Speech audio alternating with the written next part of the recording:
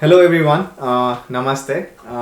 My name is Prashant Gupta, and today we have Sergey with us, and he's a Ukrainian, and he's living in Japan from last 3 weeks, and it's his first time in Japan. So let's welcome Sergey and let's start the conversation. Thank you very much for having me here today. I'm so glad to be here today. Yes, and let's talk about our lives, our stories. Let's just do it.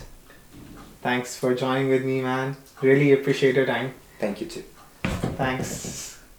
Okay. So before we begin the conversations, I would like to know first about your childhood days. Well, basically, I was born in Crimea, so that was a part of Ukraine, and that was pretty much peaceful times for not just me, but for all of the friends that I have in my life. In my kindergarten, like school times. So it was calm, peaceful, and we actually love these times so much because that times nothing happened. We just go to school, we just come back, and everything is so great. We just enjoyed our childhood. That's what I remember.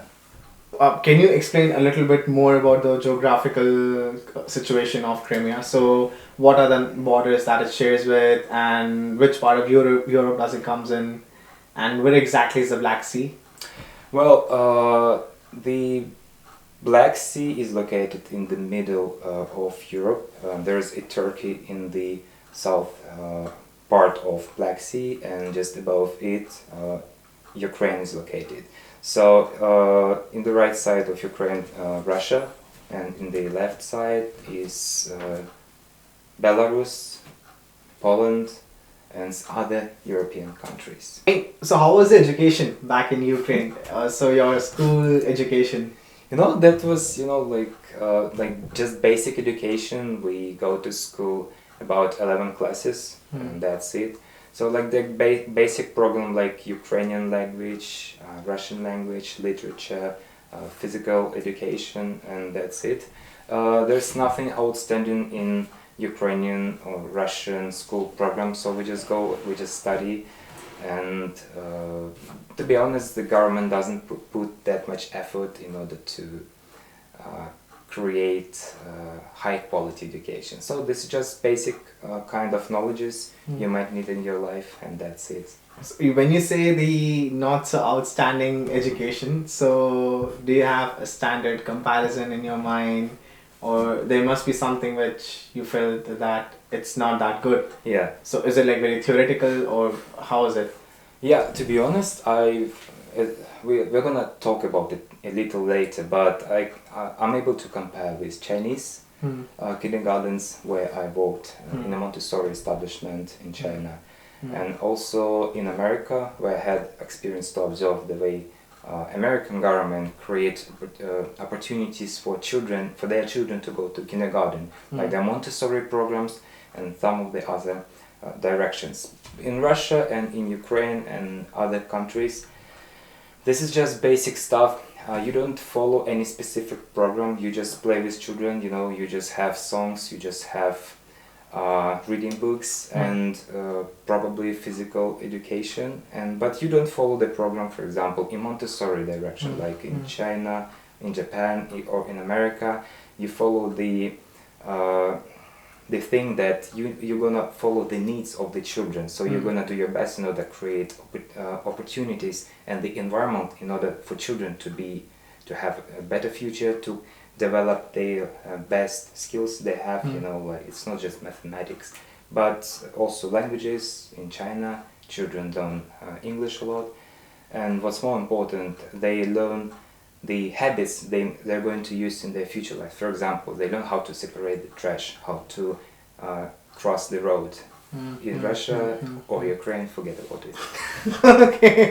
Okay. So the education is like more of a rote learning, and it's more of a bookish language that you acquire from the schools, if I'm correct, right? Yes. Okay. And you said you have only 11 classes. Yeah, that's not just me. People in post-Soviet Union countries, they just go 11 years to school, and it's not like in Japan, 12 years. You just go 11 years, and then can you can have a chance to go to university or the college, wherever you want. So which university you went and what was your major during your undergrad days? I started to learn jurisprudence, which is about learning law, and just because that times the place where I lived was took away by Russia. So we didn't have opportunity to go to study in Ukraine, like the capital of Ukraine, like Kiev city, or any other cities like Kharkiv or Dnipropetrovsk. So I had a just chance to go to Russia just because that was the only one way for us to go. And I moved to Krasnodar city, and I entered the university, one of the universities in this city, and eventually graduated as a lawyer.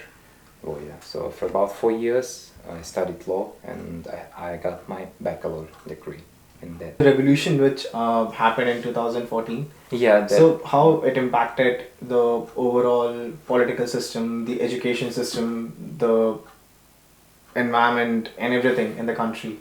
Yeah, Ukraine got in a, well, the hard times started for Ukrainian people. So from back then, for about now, since 2014 till now, the kind of war is happening in Ukraine, because Ukrainian part and Russian part, they are fighting because of Donbass and Lugansk till now. So Ukraine didn't have opportunity to grow in economic and political ways. So since then, I would say these are pretty much dark times for Ukraine. So people were looking for a better future, especially the young ones. That's why they were thinking about going to other countries in order to enter a better university, to have a better future in their lives. Okay. So so what was the reason for the war? Well, that was the way of thinking of the Ukrainian government and the Russian government. That's not actually about people, it's about the government. They are always trying to divide something. So I usually try not to very deep into these political things. But that's what's happened, and it's not actually related to regular citizens who is living there. We're just trying to study, to grow up our children, and to work in order to make our world a better place. So that's why I decided to go and to enter a better university. Okay.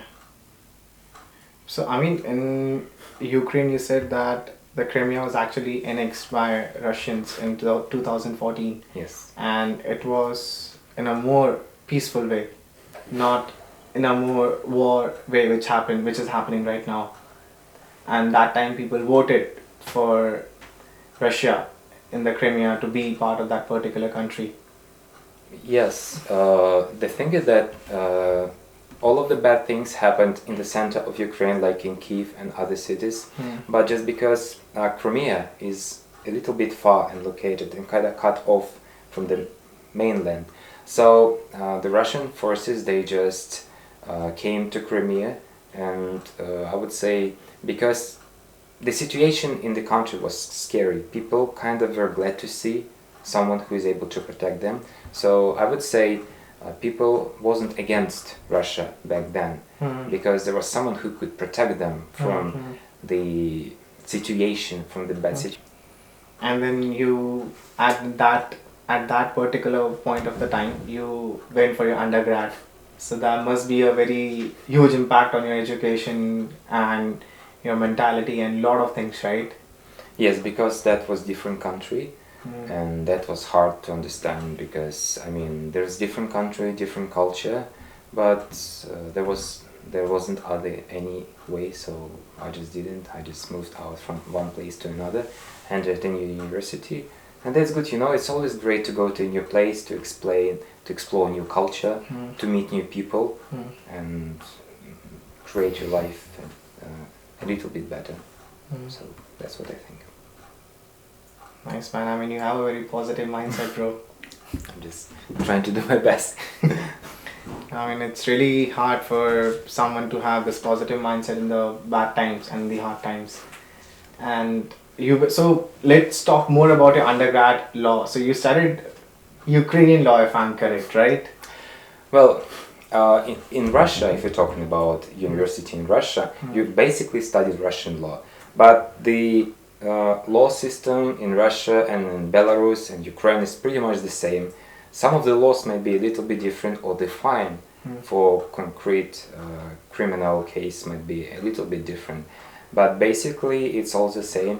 So I got my like diploma in law, and I think if you go to any other country like Belarus or Ukraine, you could be a lawyer as well, easily. Okay. Okay. So you started in a Russian university in Crimea. That's how you say, or you started in Russia. In Russia, because the university where I entered was located in Krasnodar city. It's a little bit away and located in the on the territory of Russia. So this is not Crimea. This is a different. So technically, this question is wrong. That you studied Ukrainian law. You actually studied Russian law in the Russian university. Yes. Okay. But technically, you are eligible to practice law in Ukraine or Belarus or some of the other countries also. Yes, because you have this diploma. If you go to any, even though you could go to America, you just study a little bit different things, so you could be a lawyer there as well. Okay. So is there any reason that why these countries have similar law systems? I think because that was one country like called Soviet Union before. Lots of things like language, culture, and law system is kind of similar, and just because the Soviet Union has fallen apart about 20 years ago, 25 years ago, so most of the things are pretty much the same. So you can walk here, there, and go to any other places and speak the same language. Undergrad, you went to practice your law? Well, this is a bit different, and I'll try to explain you guys why, because if you want to be a lawyer in Russia, this is a bit different compared to the countries where law actually works.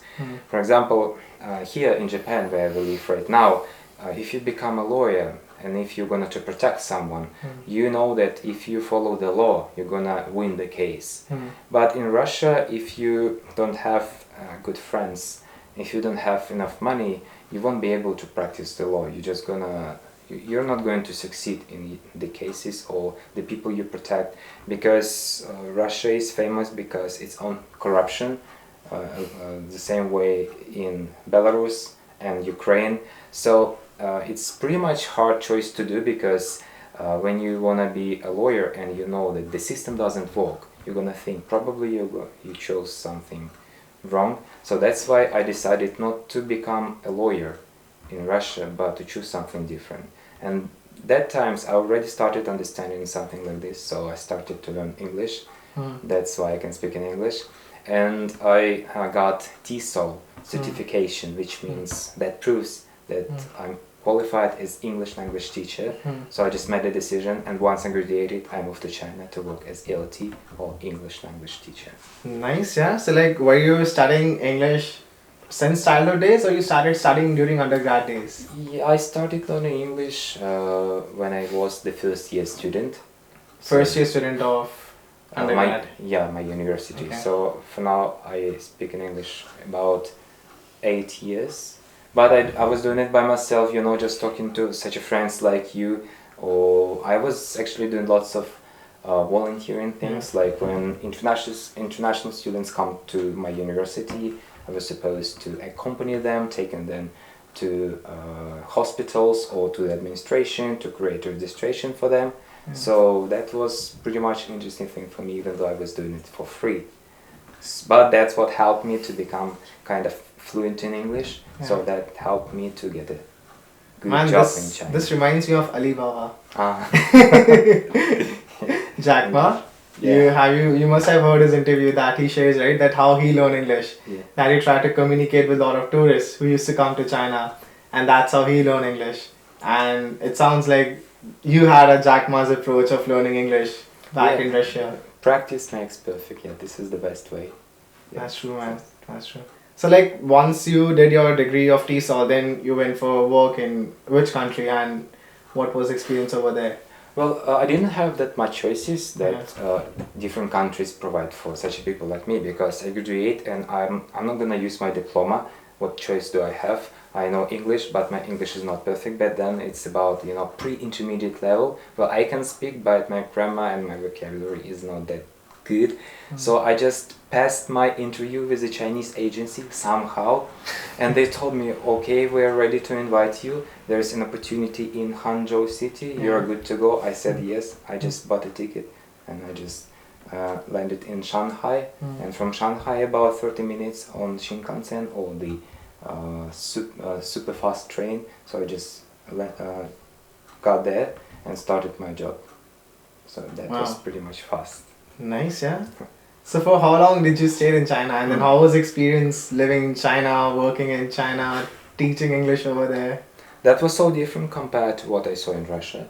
Is People it? are different, eyes are different, you know. That's true. Well, I mean, I'm kidding, but I didn't expect to move that fast. I mean, I didn't expect the environment around me would be changed that fast.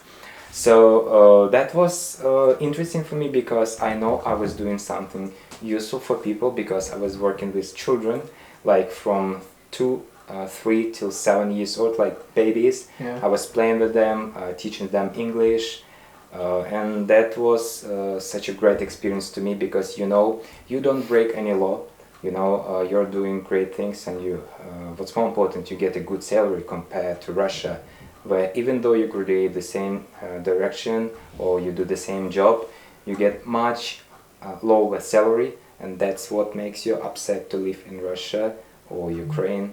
You cannot cover your basic things, not even talking about traveling, you know, buying new iPhone or Samsung and so on. Is it? Yeah. So even you live in Russia, you end up buying Chinese phones? Most of the people, yes. Let's also talk about your living experience in China, man. Yeah. Lots of things happened because that was like I didn't expect to get like a free allowance to live. Like I didn't expect to get a card to gym for free, and they also provided 3 times meal a day for free. Nice. So that's totally different. Like people understand that if you come to another country and if you're gonna work for them, they provide everything needed for you. You don't have to think about how to rent a house by yourself. Make an impact, good impact into their company. That's what I believe is a good approach for a developed country to be, not like in Russia. Yeah. I really feel, man, one thing I really admire about Chinese people is that they work really hard. So true. Yeah. Totally agree with you. And how about the language? Did you had any language issues over there? Well, if you have 2 hands, you're able to express yourself. You're fine. Like this? Yeah, and if you have a little bit money in your wallet, so you just give your money. That's fine. So money is a language that speaks in China. Well, and good attitude as well, you know. Okay. So money and heart. Yes. Okay. Go both together. Okay. So once, like, you worked in China for 2 years, then you moved back to Russia. Yeah, basically I was having a plan to get back to China, but once I left China, I got a message that there's something starting like a virus, you know, but that was actually Corona. Working on the contractual basis, permanent role, what was it? Yeah, I had a contract which was signed for about 1 year and a half. Yeah, and then we were supposed just to renew it. So were you there when the virus started in China? Well, actually, no. I left China just once before the coronavirus has started, and I had a plan to come back, but I couldn't because they created a lockdown, and I couldn't be back to China. So I just stayed smoothly. I had. That's afterwards. So okay. So once you moved back to Crimea, so then afterwards you were living in Crimea with your parents. Yes, I wanted to get back to China, but that was impossible. So I just stayed with my parents and trying to understand what kind of different things I might do in my future. And then what did you do for the next 2 years? And were you there when the Ukraine-Russian war actually started? Yes, so the war started in March 2022. Yes, and before that, about 2 years during the coronavirus, I was staying with my parents, helping them, you know, cooking food, just taking care of my parents, and also thinking about what could I do in my future. And back then I was thinking of Japan, so that's why I was started learning Japanese back then. That was pretty much tough experience.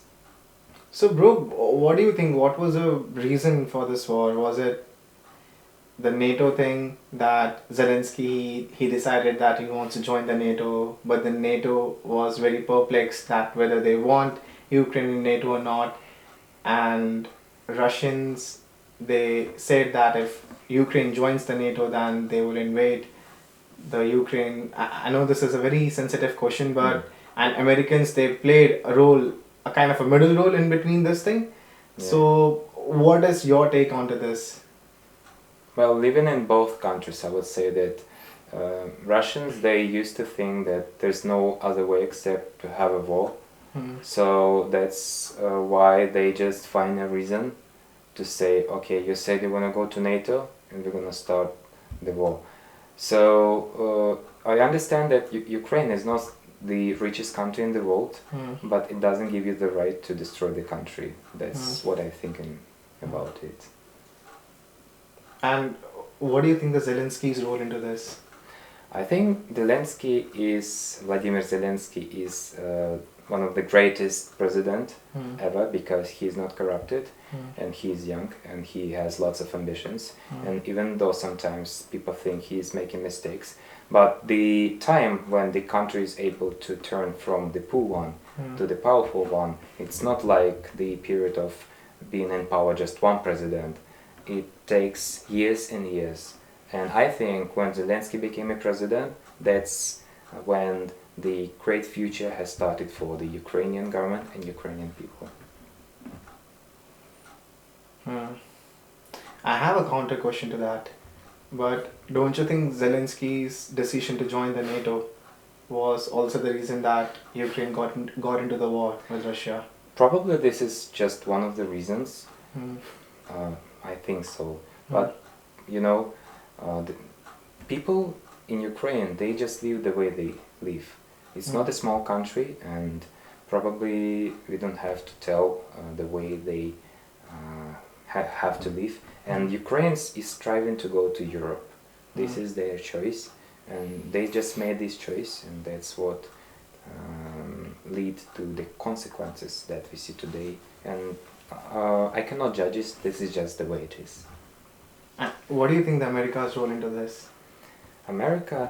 Probably America is just playing in between these countries and trying to make enemies anywhere they can create these enemies, So they just make Russia and Ukraine play against each other.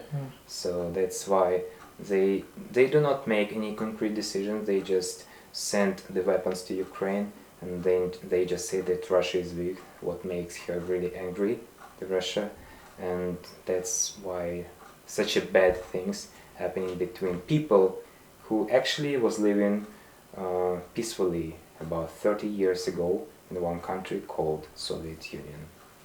That's what I believe.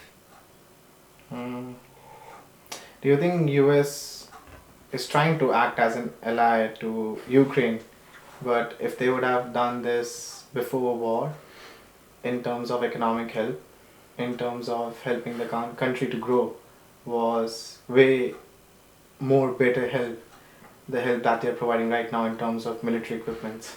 Yeah, they have opportunity to save a lot, to build a great schools, to develop culture, but instead of it, they just say this country is bad, this country is bad. They just provocate. So, and when it happens, you're gonna say you're gonna help with weapons. For what? You just put some oil into the fire. That's how it looks. So, not that much sense, I would say. And how does the local Ukrainians see Americans? Americans, they like. Now, Ukrainian is totally different country compared to the past times. They want to be a part of Europe. That's why they like America, President of America, and Europe, and that's why they hate everything what is connected with Russia on the other part.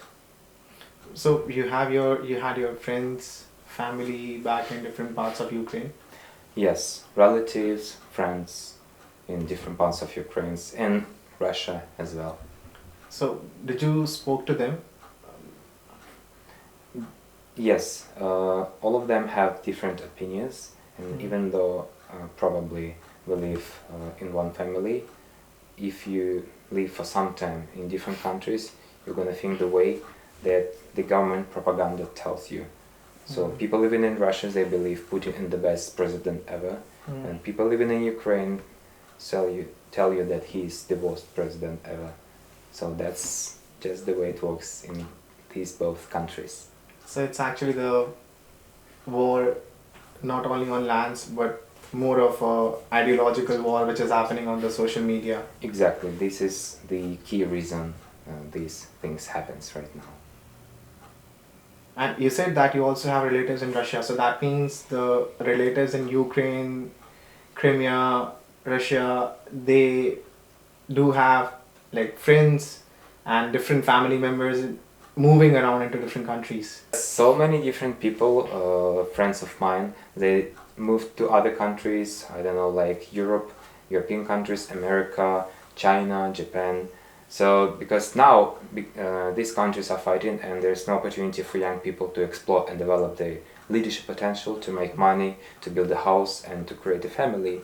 So people are scared about their future. They don't want to just get to the prison because they say anything against Putin. So they just pack their stuff and they just move to other countries. That's the reality for now. People do not want to waste their time being in Russia, waiting for better future. We don't know when. If you say anything against Putin, you're actually thrown into the prison. Yes, if you post something against Putin or against the war, this is the basis that they can open a criminal case against you. And about, if they open this case, about 99% you're gonna go to the prison directly. So you are a law expert. So is there any particular law that says that if you say against Putin? So I saw many videos that there were many Russians who were protesting Yes. against Putin on the roads, and they were against the war. So were they actually behind the bars after that? Yes, it's easy to see opening YouTube. I mean, the police just comes, they just take you to the police station and they just open the case. They just, probably they just charge you, or if you do something worse, they just take you to the prison. Because if they open criminal case, there are not that many chances you might be getting out of there. So that's what happened.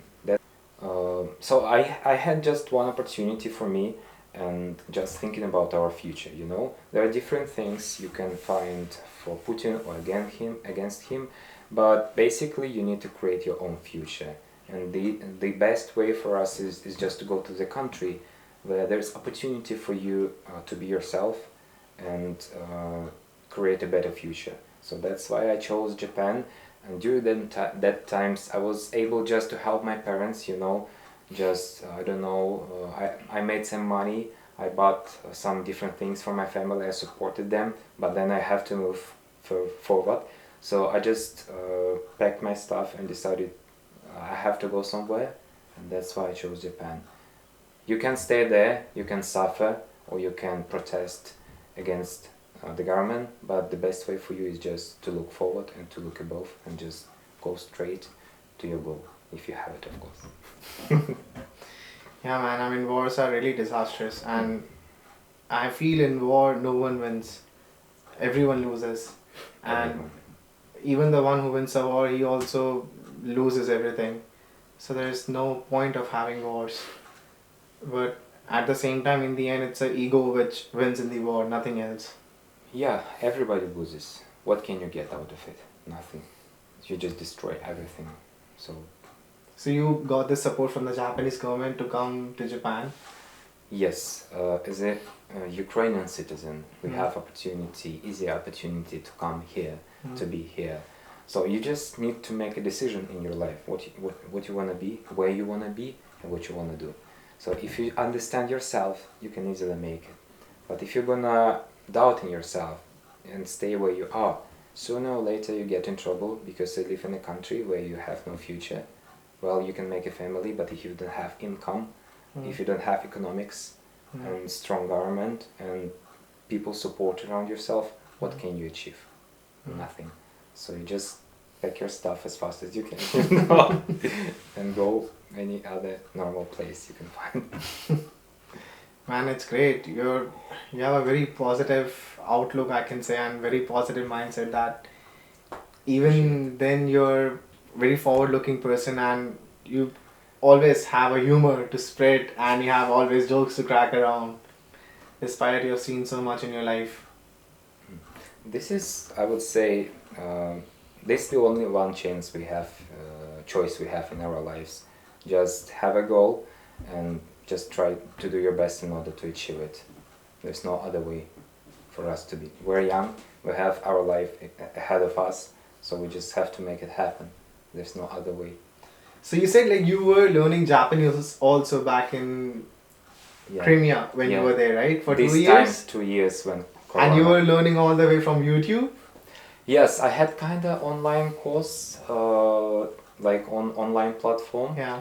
And I was just opening it and writing it down. That was hard for the first times, but sometime later I just managed how to do it. And just to be easy to understand, I just passed intermediate level of Japanese, being back in Crimea, and that helped me to feel myself pretty much relaxed coming to Japan. There are lots of cultural reasons for me to learn Japanese, like history, like anime, like the way Japanese have different rules and they behave in the society. So, you know, if you live in this society, you're gonna always learn something from them. And that's how you progress and develop yourself from inside.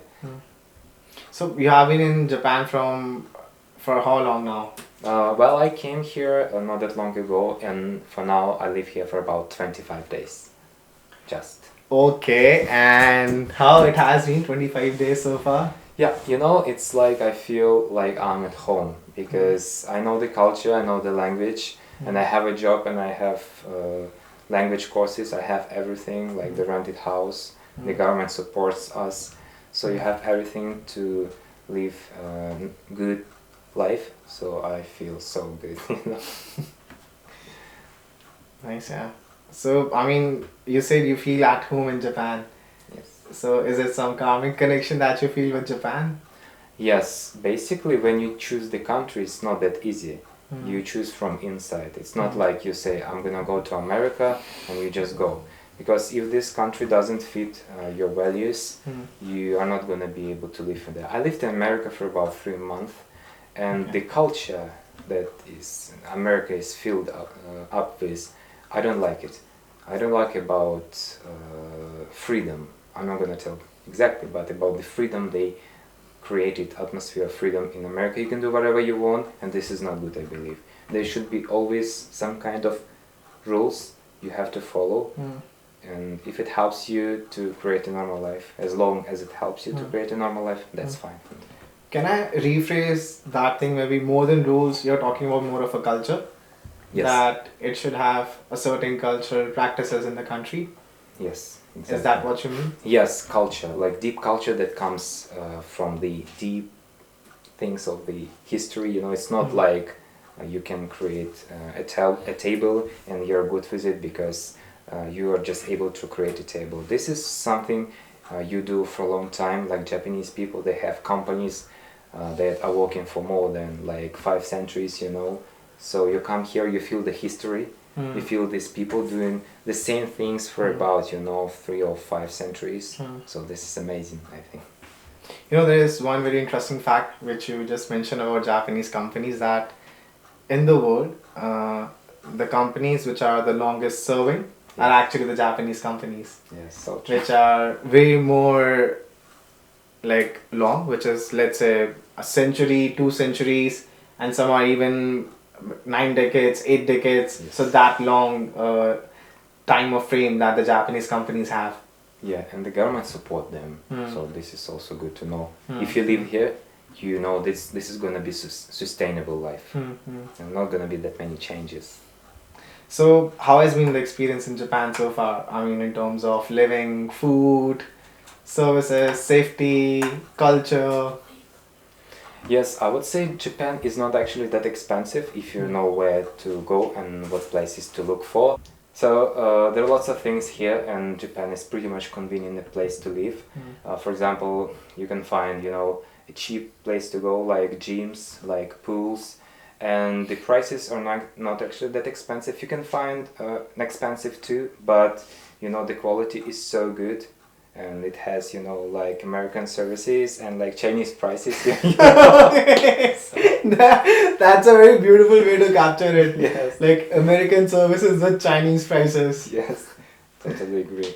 So if you have like basic income, you can do whatever you want. You can travel. I remembered once that you mentioned me that Ukrainians have two passports. Yeah. Basically, those people who were living in Crimea, and when Russia took over these territories, they were supposed to take care of these territories, and that's why they provided Russian passports and citizens for those who were living there. Yes, and that's why some of the people who wants, they can get this Russian passport. But basically, these documents are not recognized in most of the countries. So you can just use this passport in order to go to different regions of Russia and some of the countries that are okay with Russians. Life ahead, man. From now onwards, being in Japan. Yeah. Well, I've already created a plan for myself for my near future, and I have a contract with my company, and I'm gonna work as a caregiver here in Japan. And I like this job so much. This is pretty much actually similar to the one I did before, working in China, taking about children, but here I need to take about different people. For example, for now, if I work in the hospital, I just take care of different people. If they have different disabilities, I just help them, I just feed them, and we just walk outside to go somewhere, and I just accompany them. This is, I would say, the best job, at least for me, because this is useful, and this job gives you opportunity to make a good money, a normal money. So I have it planned to work for this company long term, and I would actually like, and not just like, but I plan to live here in Japan forever. So I would like to buy a house here and raise a family as well. But these things comes later. Of course, yeah. Nice, yeah. And how's your family? Are they happy for you being in Japan? Yes, because they know I do what I like, and probably my parents are so happy about that. And once I have opportunity, I would like to take them away from there to here, because we live, we develop, and anyway we need to support our parents. So one day I buy a house and I just take my family from there to here. That's what my plan is. Do you think this war will stop someday or soon? To be honest, I have no idea when it's gonna be ended up, and I hope these people and the presidents and the government will be able to find an opportunity to make an agreement between each other, so people could relieve and finally say, okay, I don't have to worry about the world issues like the price going up. It's not just two countries involved. Thank you for sharing asking. with us. I think this is important things to discuss, because we live in this world. We are a part of it, and we just need to share our opinions and eventually do something in order to solve these problems. So probably some of the other people, they get a chance to come to different countries, and I believe if in one country it's impossible to create a future, you just need to try something else. It's not like you've been raised here and you need to spend the entire life being stuck just in one place. You have opportunity to be yourself, going in different countries, being in different cities, and you have a chance to find the one you would like to create relationship with. So this is just your life, your freedom, and you're welcome to do with your life whatever you want. So you just have to do it. Man, you said something which really resonates within me also. We completely agree that right now we live in a globalized world. Anything happens in one particular part of the world and it impacts the entire world. And the university where I studied, it actually promotes the global citizenship. Yes. And I feel that's what you were talking about. Yes, exactly. And I feel that's what we are right now. We don't need to restrict ourselves just to national borders, but we really need to think globally, because economically, company wise, we all are interconnected. I mean, it's something culturally which we really need to reconnect with each other. Yes. Because we're all human beings, you know, we have the same hands, we have the same eyes, different, but we're all the same inside. So we understand each other, we speak the same language, and together, if we cooperate, we can make a world a better place, I believe. So we need to speak the language of heart Yeah. and the money, not just money. I would say the heart is more important than money. Heart goes first, and then the other things. Yes. Jokes apart, yes, I agree, man. It's the heart that is most important. Yes. Thank you for having me here today. Thanks, man. Thanks for coming today. It's a pleasure speaking with you. For me too. And I hope people will get to know more about Ukraine from you. Our viewers enjoyed the story of all the way from a guy from Ukraine, his original and true story. And I hope the war ends and we really reunites everyone all together as one culture, as one global family, and we really live happily all together. And so I really thank all the viewers to watch this video till now. And if you enjoyed it, please like and subscribe the channel. And thank you so much. Thanks for your time.